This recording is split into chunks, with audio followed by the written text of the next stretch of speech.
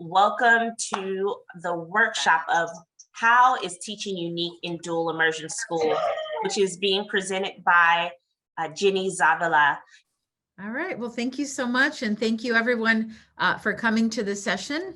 I always enjoy presenting in this setting, although it is different and we're going to do it virtually. I have gone and we've done this in person. I think that, and I hope that you are still able to get some valuable information that'll help you in your path moving forward.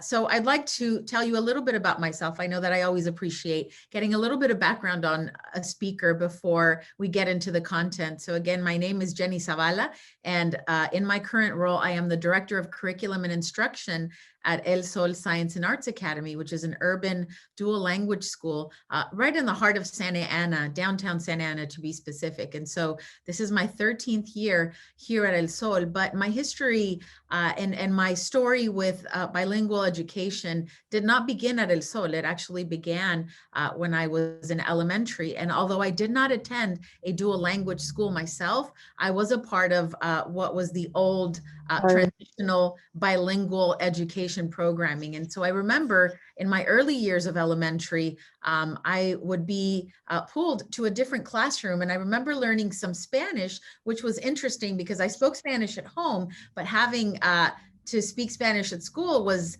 actually really helped my identity, and I really enjoyed it. So by the time I was in third grade with this transitional program, I was transferred fully into an English only pathway. And at that point, I didn't take Spanish again until I was in high school. So when we get into the nuts and bolts of dual language education, you'll see how that's very different than the experience that I had.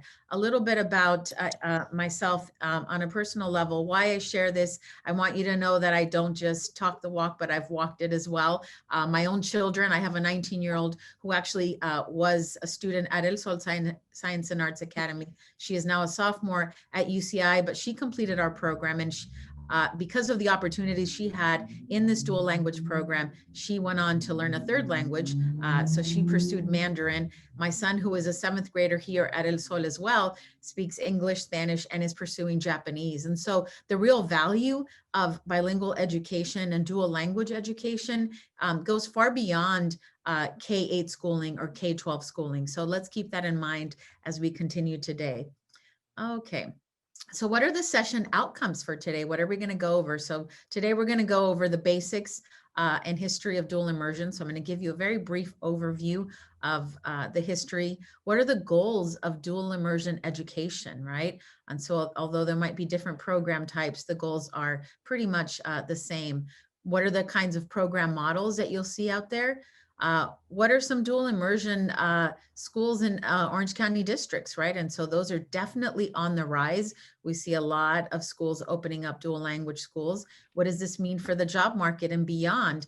And in terms of if you're looking to pursue this, what should you look for? What is a successful dual language program? Unfortunately, not all dual language programs are created equally, and they're not all, some of them are still in development. So it's important that we are able to identify what are those success elements, and then I'll give you some resources. So let's get into the history. And so the history of bilingual education in the United States, I'm going to start in the mid-1960s. There was a large influx of Cuban immigrants that were coming into the country at the time.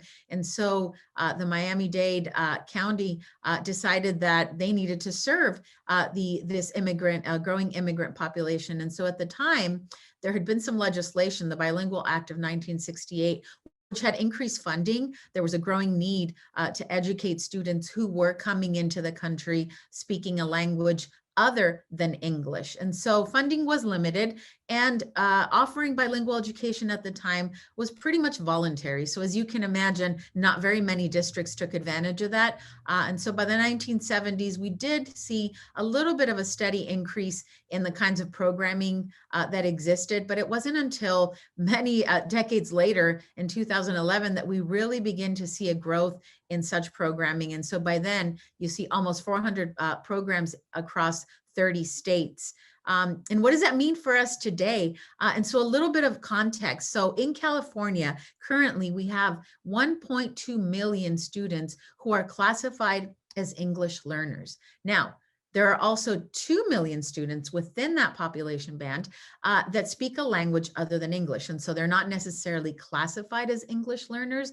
And to be clear, if you're classified as an English learner, you're starting your schooling with a language other than English. And so when I started my schooling, my primary language was Spanish. So I was classified as an English learner. And so there are a series of steps that have to take place before you are reclassified and considered fully English proficient. Okay.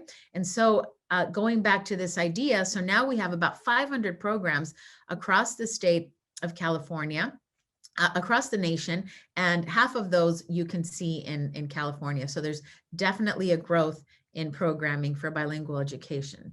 So what are the building blocks or the basics of dual immersion programming? And so what you'll see is that instruction is delivered in English, and then you have a partner or a target language. And so those terms are used interchangeably, but there are really 3 key goals or tenets of dual language education. The first one is a focus on developing biliteracy and bilingualism. There's a difference between saying, I can understand Spanish, I can speak it a little bit, or another language, but really saying, I can speak it, I can read it, and I can write it. So the goal is really to emphasize high academic proficiency in the target language and in English as well. And so being fully bilingual. There's a strong focus on content and literacy instruction. And so you will learn social studies in Spanish, or you may learn science in Spanish. So it's not necessarily just learning the Spanish language, but also learning content. And so being able to immerse in literature, and literature that really focuses on Spanish as well. And the last piece, which is also extremely important, is this idea of cross-cultural competency.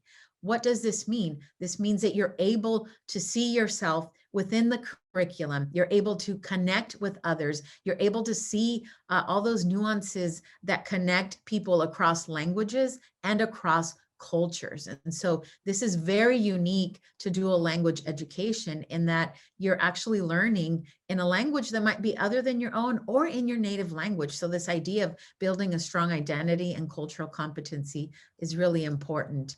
The other piece, you'll notice that dual language and two-way immersion may often be used interchangeably, but two-way immersion is characterized again by a balance of native language English students, but also native partner or target language speakers. So typically you'll have half of the student population that are English speaking and half of the population that will speak the target language. And so what does this do in a classroom, right? What are some of the wonderful experiences that can happen? Well, it encourages language learning and language modeling, right? So if I come in with Spanish only and my peer who sits next to me is coming in with English, we can have an exchange. We can share the fact that we can connect with language. And so it also promotes a climate of positive cross-cultural attitudes. And we know that that is ever so important today. And so understanding and building that early on with our students is really important. So what are the goals of a dual immersion program, right? So dual immersion programming may vary in structure and implementation. But again, there are 3 primary goals that I had mentioned before. And so the reason I come back to this, think of maybe most of us may have had an English only learning experience, right? And so oftentimes what happens is you spend the bulk of your day really learning in one single language, right? So when you finish your schooling, you are proficient in English, you're able to do certain things. But if you go through a dual language program, one of the unique things is that by the time you graduate, the goal is that you'll be able to communicate with high academic proficiency in both English and the partner language. And also really, there's an increase idea that students who come to dual immersion programming leave schools feeling more confident, feeling more connected. And so this is really good programming for all students, not really just English learners. And so in our particular school, we have a wide range of populations that take advantage of this. So let's get a little bit into understanding what are the different types of dual immersion program models. And so really there are 2 types of basic dual language program types. The first one is a 50-50 model. In my early years as an educator, I worked at a 50-50 program where basically half of the day the students spend learning in English, and the other half of the day they spend it learning in the partner language. In my case, we were teaching Spanish. And so literacy instruction is provided in both languages. And for the duration of the program, if you can see, once the child comes in at kinder and exits at 5th and beyond, the percentage of English and Spanish is equitably distributed. So it's a 50-50. And in a moment, I'll speak on some of the benefits and some of the cons of each of the programs, arguably. The other program model is a 90-10 or an 80-20. And so notice here that the percentages are a little bit different. And so in a 90-10 program model, if you're a kindergartner that's really starting your journey, you come into kindergarten and 90% of your day, you are receiving instruction in Spanish, for example. So you might be getting science in Spanish, math is in Spanish. And so what happens during that 10% of the day? During that 10%, you're receiving English instruction.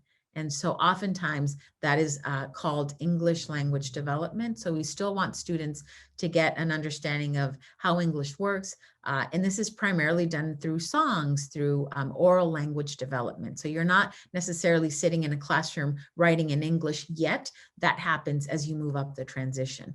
The goal of this program is that as you move up the grades, you are increasing the percentage of English instruction so that by the time you get to 4th grade, half of the day you get English instruction and half of the day you receive Spanish instruction. And so that will follow the model. In our case, through 8th grade, we try to achieve a 50-50 goal with distribution of language. And so similarly, you'll see in an 80-20 model, the percentages change slightly. And in that case, instead of having a 50-50 distribution in 4th grade, you end up getting that in 3rd grade.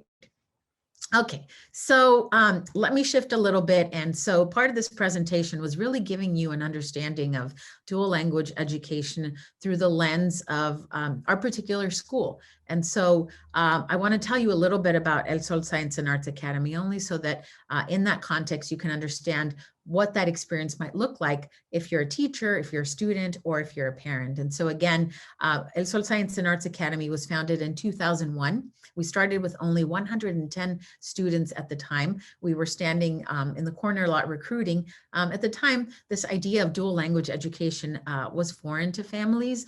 And so they were a little bit skeptical. And so at that moment, we had to go out there and recruit. We are fortunate enough now that we have a very robust wait list of over 900 families who we'd love to serve, but unfortunately cannot get in quite yet. We are a public charter, and so we do receive public funds. We do have authorization through the district, so we are still bound by any of the other rules that a public district school would be bound to. And so we are, as I mentioned before, located in the heart of Santa Ana. And so our premise here is really community schooling and making sure that not only we serve students academically, but that we also engage them in community and cultural identity.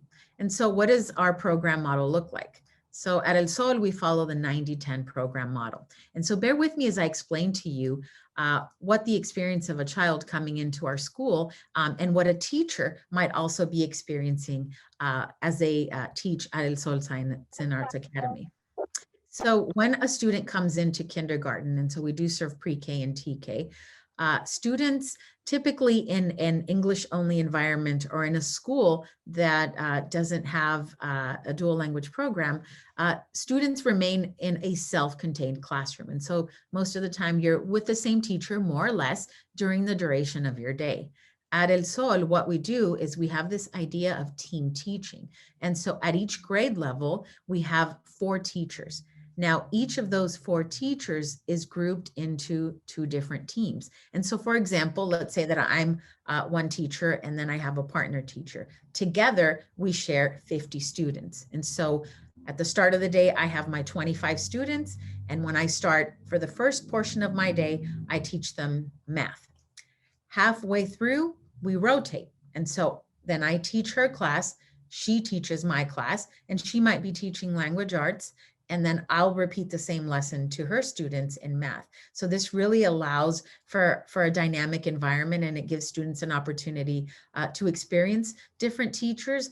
But the advantage of this is also that as a teacher, I get to really develop and hone in on my practice. So multiple subject credentials require that you teach all subjects, which we are requiring, and everybody here has their multiple subject credential.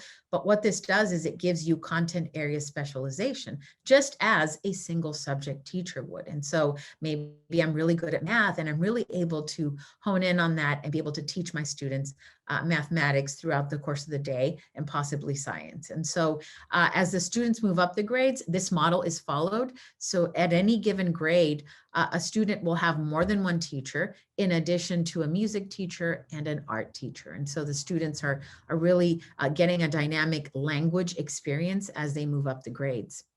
Third grade is a really critical year in dual language education, particularly in either a 90-10 or an 80-20 model, because that's the year that students are fully transitioning to actually learning English language more formally. This is when they begin to write. This is when they begin to learn more of the language structures of English. And so you might be wondering, wait a minute, you're saying that they're not really getting English, so how are they going to achieve proficiency, right? And so we get that question from families a lot. And so third grade has really been the year where many families might begin to question dual language programming.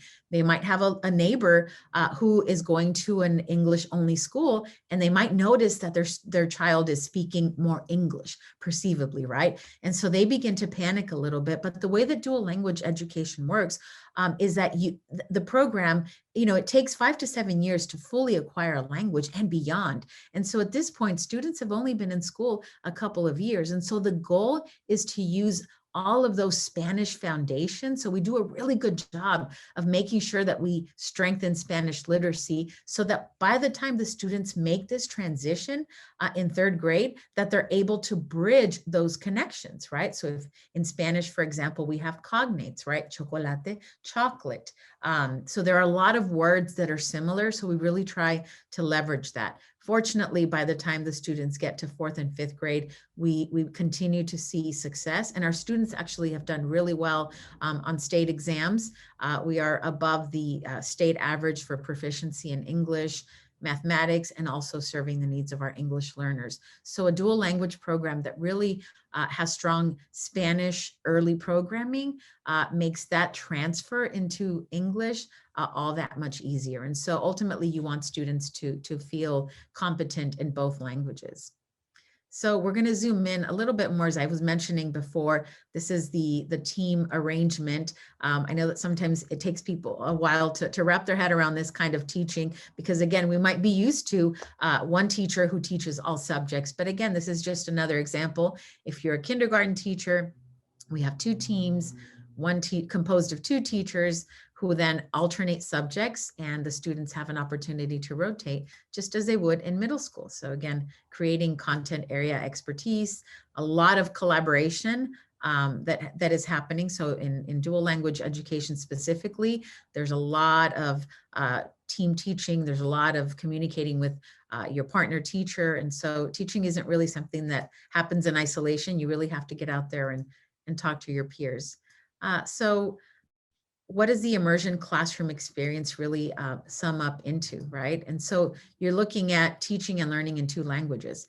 I will say that oftentimes I hear colleagues say, teaching in a dual language classroom means I'm actually teaching two languages, which means I'm working twice as hard.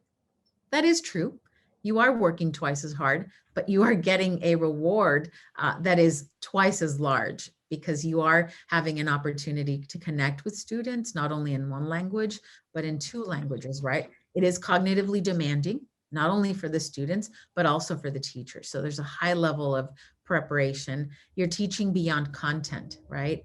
There's this understanding that you are also, there's a depth of personal biliteracy. So you as a personal educator, you have to be prepared to make sure that you're able to communicate with families in both languages, that you're able to really be your best self, which increases your own self-efficacy, right? So there's also a sense of cultural awareness. As I mentioned earlier, most of our students, and in my own personal case, students go on to pursue a third language. What a beautiful thing, right?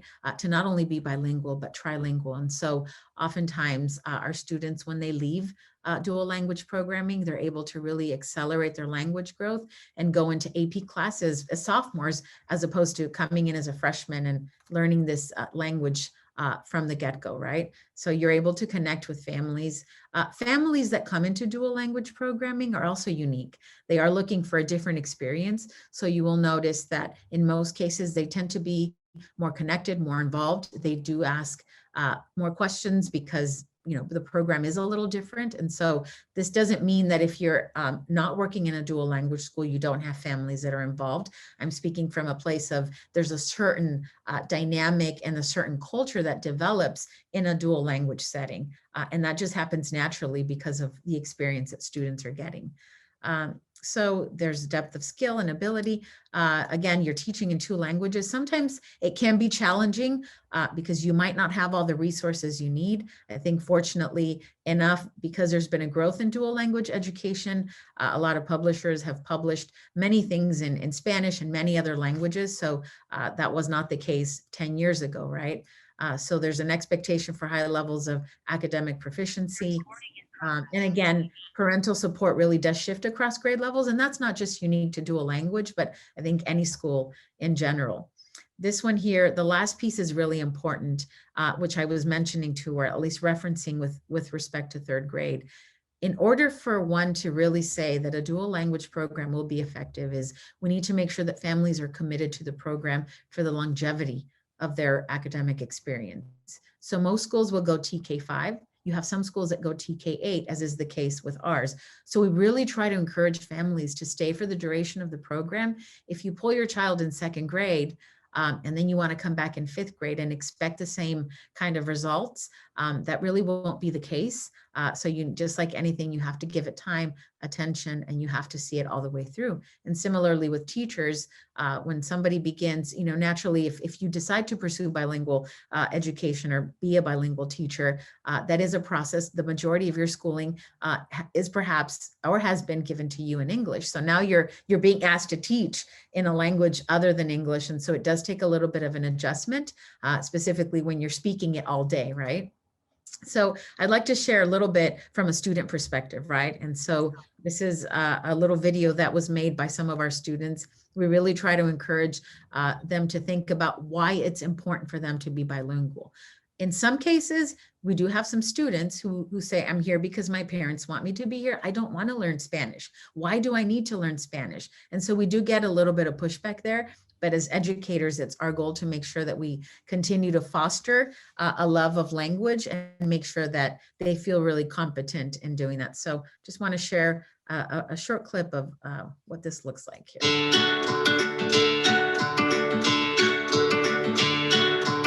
important thing about being biliterate is that I can talk, read, and write in English and Spanish.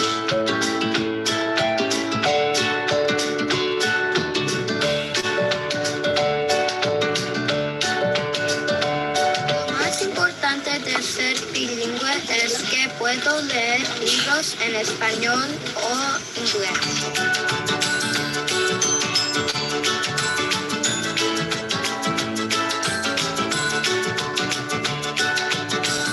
The most important thing about being biliterate is that I can tell someone where something is at a student.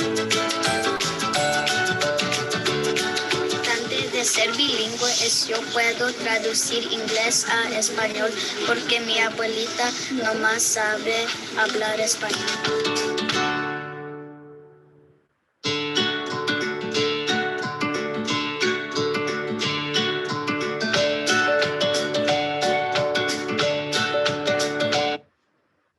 One of the important things is that dual language education, at least now, is really a hot commodity, right? So most people want to enroll their kids in dual language education. They want them to, for the most part, learn a second language, but that wasn't always the case. In 1998, Proposition 227 was extremely damaging to bilingual education.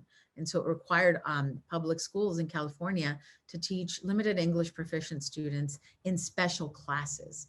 And so what would happen is you would take those students out of the primary classroom, you would put them somewhere else. And so think about what that does to you, right? Think about what that does to your identity. My language is not valued, therefore, I have to be removed from my classroom, go somewhere else to learn in a different setting and to learn with other people. And so this idea, bilingual education was not considered something that was important, and there was this English only initiative, right? The belief that if you were not learning English all day, then that you wouldn't be proficient. And so that the research shows actually quite the opposite. And so it's important that students are given an opportunity to learn English, of course, but if they are learning it while they're still developing their own native language, and you find those bridges and those connections, then you can reap the benefits. Fortunately, in 2016, Proposition 58 passed, and that passed unanimously. 70% of the voters agreed to overturn and repeal Proposition 227. And so now this really created opportunities for school districts to begin thinking about opening multilingual and biliteracy programs. And so when legislation is on our side and supports these kinds of initiatives, we can begin to see more robust funding, which allows for stronger programming, right? So what happens now is all learners benefit, right? This is not specific to a certain type of population.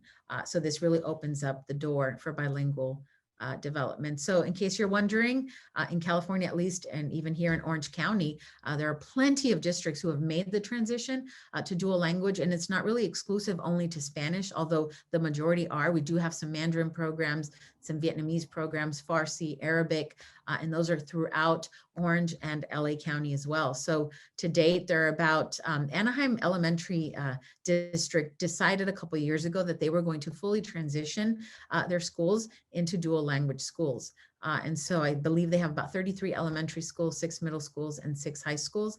And that transition has happened, and they are still right in the middle of planning and making sure that their schools are fully transitioning to dual language education. And so there are a couple of other schools tested in different districts. Garden Grove is also on the rise. Westminster also opened the first Vietnamese. Capistrano Unified with Mandarin. So there are opportunities for those of you that don't necessarily maybe speak Spanish, but speak other languages to be able to join the dual language workforce. So what does this mean for the job market? Let's say that you're thinking about pursuing a job in, as a bilingual teacher, right? So of course you're going to need your bachelor's degree. You're going to need a multiple subject credential. And in addition to that, there's a BCLAT authorization that you pursue, which is some additional coursework and a certificate that states that you are qualified to be able to teach in a language other than English. And so there are credential programming requirements, CSET exams. So it's a process. So in addition to getting your bachelor's, you get your teaching credential and you add on that BCLAT certification, which you can get at Cal State Fullerton has a very robust program. UCI offers it as well. So a lot of local universities. If you are pursuing a single subject, maybe you want to teach Spanish as a foreign language, you can also pursue a single subject credential there. So what are the benefits, right? Obviously, you know, you do become more marketable. You're able to go not just to one particular district, but many districts, especially you see the districts that are making that transition to offering dual language. In terms of job security, since Proposition 227, for many years, there was a shortage of bilingual educators. And so that shortage is just recently being overturned. It's been 5 years since the proposition that overturned 227 came to light. And so we're beginning to see an increase in a population of teachers who are ready and prepared to teach in a bilingual setting, because that does take extra preparation, right? Just because you speak that language doesn't necessarily mean that you're fully qualified to teach it, right? There are certain requirements and academic competencies required there. So a lot of flexibility. And as I mentioned before, there's definitely a high demand for that. So If you, now let's switch gears a little bit here. So you saw potentially what an employer might be looking for, but what should you be looking for if you're looking to work in a dual language program, right? So as I mentioned in the beginning, not all dual language programs are created equally, right? And so that comes with many years of experience. At El Sol, this is our 20th year doing this, and the beginning was rough. We learned a lot and we're still learning and growing, but there are some things that remain constant. If you're looking for a strong dual language program, or maybe you're a parent, right? And you're also looking for something for your child, and you want high quality programming. And so there has to be a strong focus on elevating the partner language. The child will learn English. That transition will happen in the course of the schooling, but the partner language really has to be elevated. There has to be an understanding that you are here to learn two languages. And so both languages should be treated with respect, but most importantly, that partner language needs to also be protected. There has to be strong curriculum alignment and articulation. Are programming across grade levels aligned, or is everybody kind of doing whatever they want, right? So making sure that the program is aligned and is attending to those three goals of dual language education. There's high levels of proficiency in both languages. Again, it's not just one language or the other, but that students are really going on to high school and pursuing AP Spanish or in AP coursework that will really help give them credit in college and beyond. And also thinking about that seal of biliteracy in California that really allows students to be motivated to continue that quality and frequent opportunities for professional learning. Just like any teacher, dual language teachers need a lot of professional development, right? We need to practice the language that we're teaching. We need to make sure that we understand best practices. Teaching in Spanish is very different, for example, than teaching in English. Some things don't necessarily transfer over. English is a phonetic language. In Spanish, we teach with syllables, right? And so it's important to understand that distinction. Also thinking about parents, our parents treated as partners, and that's important to any program, not just dual language, but in order to really create buy-in with your families, you really need to engage them as partners. And lastly, which I hope I've referenced throughout this presentation, is this idea of building strong journey. They need to understand who they are, what their role is in the world, and how their language is important. So I've included some resources. You can go to the California Department of Education, the Center for Applied Linguistics. Perhaps this presentation will be uploaded later. We can double check on that for you guys to reference and have at your disposition. Some additional articles on dual immersion. So I'm sure you guys have a lot of questions. I've done a lot of talking, probably not the best teacher practice, but wanted to make sure I got this information to you before attending to your questions. The first question is these programs are for students who speak other languages and are learning Spanish. So are these programs for I guess, Spanish speakers is what it's saying? This, dual language programming is really for all students. Our school enrolls students from a wide range of ethnicities and populations. And so, as I mentioned in the beginning, this is good for all learners. You don't, as a matter of fact, there are no prerequisites. You don't have to come in speaking more English or more Spanish. I mean, you could speak a completely entirely different language. As an example, we had a little one a couple of years ago who actually spoke no English, no Spanish, and he spoke 5 other languages. I believe his father was an ambassador. And so when he came, he was merging all of those languages together. Now he's in 4th grade and he's fully proficient in English, Spanish, and has maintained all of the other languages. So it's really not exclusive to any particular population. It's good for everyone. Awesome. And that same student also said that that she's the opposite. So she has, they have children that only speak English, and they are in elementary school. She said she's having them do elementary school in Mexico so they can refresh their Spanish. So I guess she's kind of wondering, for children that are just speaking English, maybe would this be a good option for them? Yeah, let me elaborate a little bit on that, because we get a lot of those questions, right? So the majority of our students come in when they're in TK or kindergarten, right? And so they start our program. By the time they're in 1st grade, 2nd grade, they've already acquired enough language to be able to communicate, and they don't struggle as much. there are times when we do, again, we're a public school, so we do have to enroll students, not just in kinder, but we enroll them in the upper grades. And so sometimes we do have students who come in a little bit later. So maybe they come in third grade and they come in with absolutely no Spanish. But let's think about this.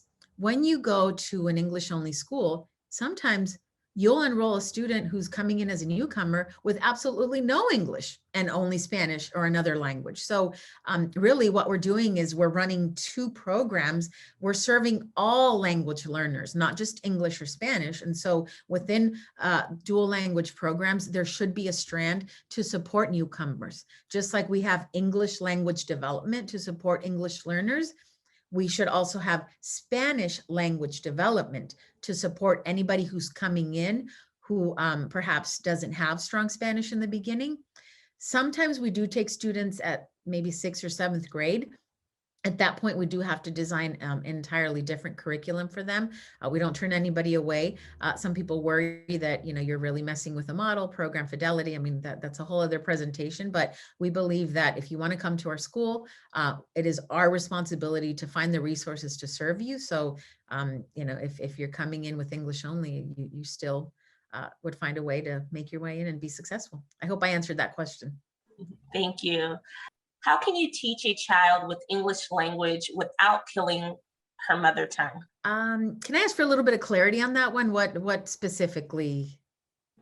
The person also said, and how do you deal with parents that have mentality of speak English only? Because you already are here in the United States. I don't know if that kind of helps with that, or if a student who asked that question. Right. Okay. That seems more, remnants of that Proposition 227, right? So, I think one of the most important things is we can try to persuade somebody to think otherwise, right? But I think our goal here at El Sol, specifically in our dual language model, is when you educate people with the research, when you educate, the goal is not to try to get you to change your mind then and there, but if you show them the long-term benefits. I mean, there are plenty of examples in the world of people who are multilingual, who have been extremely successful, right? And so this idea that because you're learning two languages, you're obliterating one language or the other, this is where strong programming comes in, right? And this is where, as a school, you need to make sure that you are not necessarily elevating one language more than the other, but that you're simultaneously working with your families and your community to understand that there's equity, right? Now, let's be real. This is what also happens oftentimes, that we notice a trend is that students will then want to speak more English as they get older, right? Because it's it's a cultural thing. It's on TV. My friends are speaking English. It's super cool, right? When they're little, they don't mind. And so then you need to make an extra effort to make sure that, again, you're really valuing and giving people real examples, giving families access to real examples of why this is valuable, right? It's this idea of show me, don't tell me, right? So really bringing in examples of individuals who have been successful and who have been able to really even looking at other nations, right? There's a fear of, if you're also learning another language, that you're not going to learn English in the way that it should be learned, right? That couldn't be further from the truth. As I mentioned before, when dual language is done with strong programming and when it's done correctly, the benefits of having a child really be proficient in both languages, that's just amazing. And we see it, right? But it has to be strong programming. Thank you. The next question is, can dual immersion work in all cities? Absolutely. I've seen it work in many different cities. And so the only thing here to take note of is that the composition of your student population, in order for this to work, you do need to have more or less an equal distribution of native speakers and non-native speakers. What'll happen is, if you have too many English speakers, let's say that you have 70% of your population is English speaking and only 30% is Spanish speaking, then when you put them in the classroom, there will be language dominance. And so that really, what I've seen some districts do is they go out and recruit and they try to, and again, this is depending on district boundaries, district lines, But ultimately, what happens is it depends on the composition of your population, but you really have to get as close as possible to that 50-50 distribution. Thank you. So the next question, there's part of what you just talked about that's in there. It's kind of a multi-tiered question. The first part is, what are the requirements to be able to apply and be approved to a school like yours? So as I mentioned before, you obviously need if you're applying to the elementary, you need your multiple subject teaching credential. And so you complete your 4 years of your bachelor, then you get your teaching credential, but you must add that bilingual certification, which is the BCLAD. And so that isn't something that you can add on to your credential. Most programs will offer that, and they'll embed it within that year that you're completing your credential, but it is extremely important that you really get that BCLAD that will help you really get into teaching a dual language. Of what are the requirements to be able to apply, and then that's why they're saying, is there such a wait? I guess, is there a wait to get into a program like yours? Well, from the student perspective or from the teaching perspective? I'm assuming The student. I see. Yeah, so there is that wait list is, we do fill up very quickly, but once spaces open up, we do that at random. So we do have a lottery. And so that's the most equitable way that we could think of making sure that we give people an opportunity. See, that part of the question was narrowing it down, right? So, the thing is that we can't be selective about who we enroll, right? We're a public school. We are providing a public service. So once you make it into the wait list, you're placed in a bundle at random. And so we do have a live lottery to make sure that the public knows that this is something that's done, again, equitably. So we don't get to choose, you can come into the school, you can't come into the school, because that would really defeat the purpose of what we're saying, right? We want to give access to not only community members, but to people who are really committed to the program. And if you're enrolling, it's because you understand and want to be a part of this. The next question is, does having a Spanish associate's degree work and a bachelor's in teaching, regardless of what it's for? Well, the important thing is you're going to need that teaching credential. So you can get your bachelor's pretty much, in anything, but you do have to pursue that teaching credential. I had a liberal studies. I have colleagues who ended up, maybe getting a multiple subject teaching credential with a certain emphasis, but it's that teaching credential that's really going to make the difference, along with that BCLAD. And the next question is, by any chance, can we get you? Oh, they would just like your personal information. Oh yes, so like yes, your definitely. Email for additional questions. I apologize. It was on the slide deck, but I'll put it here. Our website, and look at our school. We're always open to visitors. Of course, COVID has changed things quite a bit, but we're also open to doing virtual visits. I think you did kind of answer this question, but it says, what are the education requirements to teach dual immersion? Do you have to be bilingual? So we have, because we are TK-8, we have a group of teachers at the secondary level who are not bilingual, so they don't speak Spanish. And so that works because once you get to that level, there's a 50% in English and then 50% in Spanish. So you might end up teaching a content area in English. So it just depends on where you're placed. However, if you're pursuing that at the elementary level, particularly in our case, you do have to be bilingual, because you may be asked to teach any of the subjects, and that might be in English or Spanish. And I'll just add to that, what would you need to do to prep for that? So I know another student asked earlier about having an associate's in Spanish. So on top of, if they're pursuing an elementary school teaching degree, so maybe they're going to get their degree in liberal studies, what would you suggest them minoring in Spanish or Vietnamese or, whatever language they plan to do dual immersion? Absolutely. If at all possible, I think the stronger you are in that particular language, and you're looking for that academic strength, right?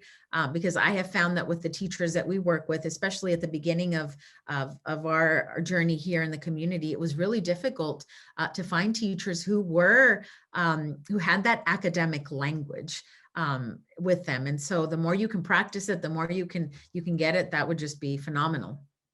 Thank you. And I see that there was one more a question in the chat. Is Cal State Long Beach a good campus for this pathway? Yes, we've actually had quite a few. So we have a very robust after school program, and a lot of our after school instructors have decided to pursue teaching. And so many of them have applied to Long Beach, and it is a very rigorous and a very good program. So definitely. Thank you so much, Ginny. It's been a pleasure. I don't know if there was any more quick questions before we end this workshop. It's a pleasure, and thank you again, because you know the last teachers conference I went to, that's when I was able to meet you. So we're happy to have you again here at this conference, and we definitely look forward to seeing you again.